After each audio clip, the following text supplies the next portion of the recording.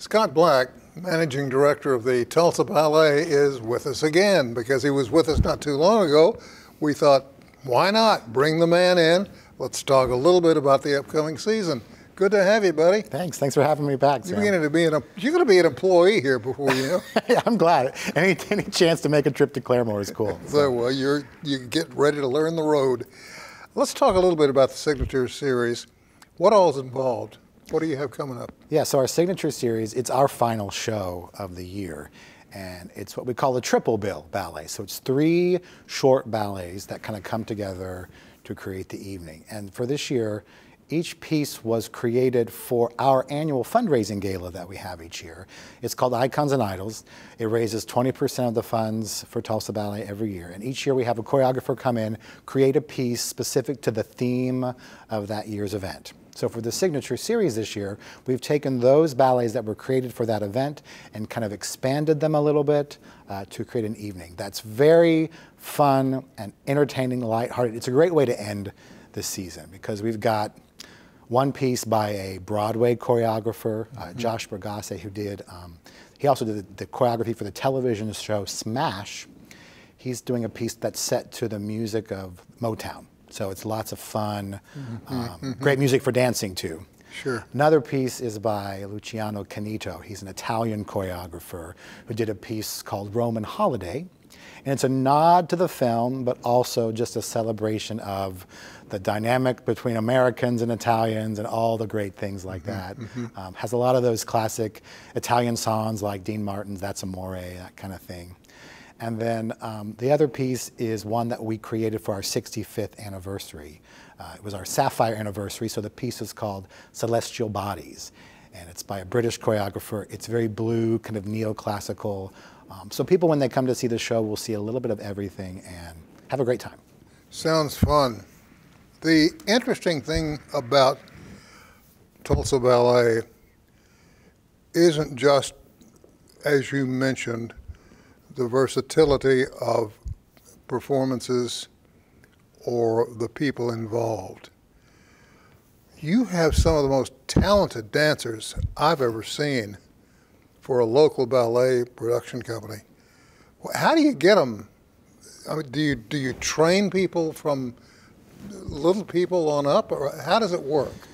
Well, it's been a several-year strategy. Marcello Angelini, our artistic director, has been monumental in terms of defining what the company for Tulsa Ballet needs to be. And you're right, our dancers have to be able to dance the classics like Cinderella or Sleeping Beauty and then turn around the next day and do a piece to Motown music.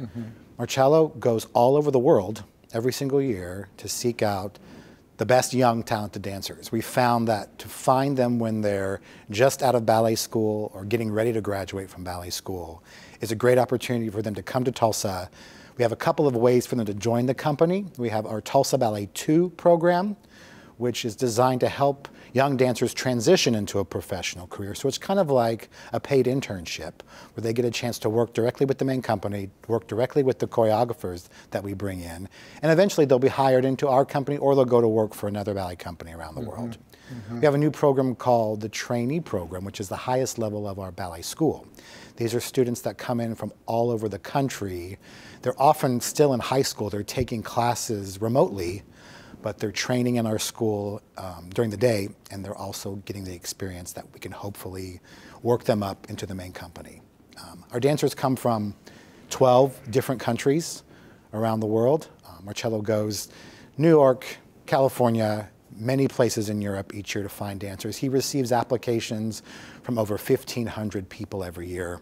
Oftentimes he'll have 1 or 2 positions in the company to fill. So it's extremely steep competition. The reputation of Tulsa Ballet is great.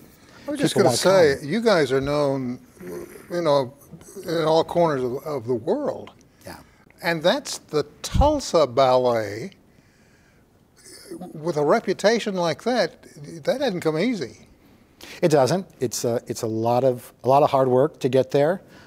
We define the culture of Tulsa Ballet as culture in pursuit of excellence in everything that we do. And that's what it takes.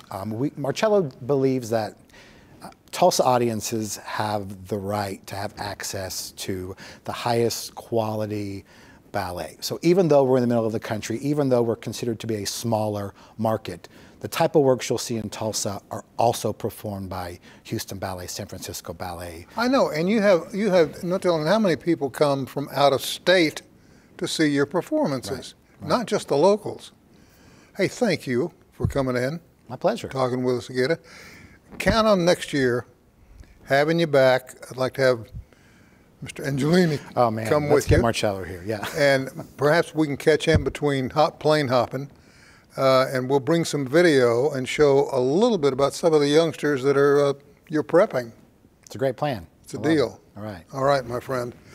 We'll be back with more right after this.